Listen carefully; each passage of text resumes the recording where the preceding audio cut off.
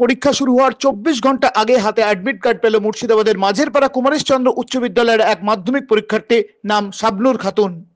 নাম বিভ্রাটের কারণে তার অ্যাডমিট কার্ড প্রথমে আসেনি। শুধু শাবনূর নয়, রাজ্যের 136টি স্কুলের 181 জন মাধ্যমিক পরীক্ষার্থী সময়ে হাতে অ্যাডমিট কার্ড পায়নি।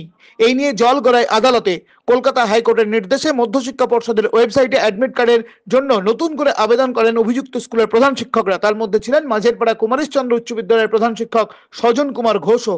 শনিবার আদালতের নির্দেশ মতো স্কুলের পক্ষ থেকে 15,000 টাকা জমা দিয়ে অ্যাডমিট কার্ড নিয়ে আসা হয়। রবিবার সকালে ওই পড়ুয়ার বাড়ি গিয়ে তার হাতে অ্যাডমিট কার্ড তুলে দিয়ে আসেন প্রধান শিক্ষক।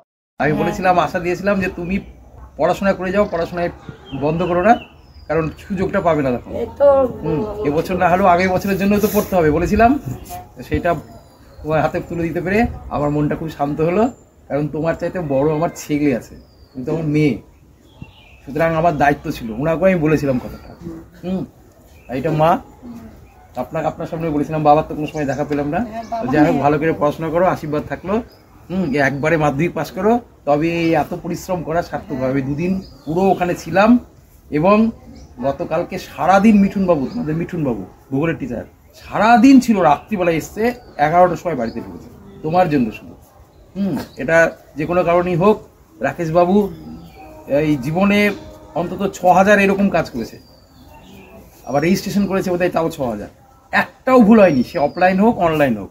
কিন্তু আজকে যে কোনো কারণেই বাবার নাম আর নাম একই হওয়ার জন্য হয়তো একটু গন্ডগোল হয়ে গেছিল। সেটা যাই হোক, যে কোনোভাবেই হোক সারা হলো।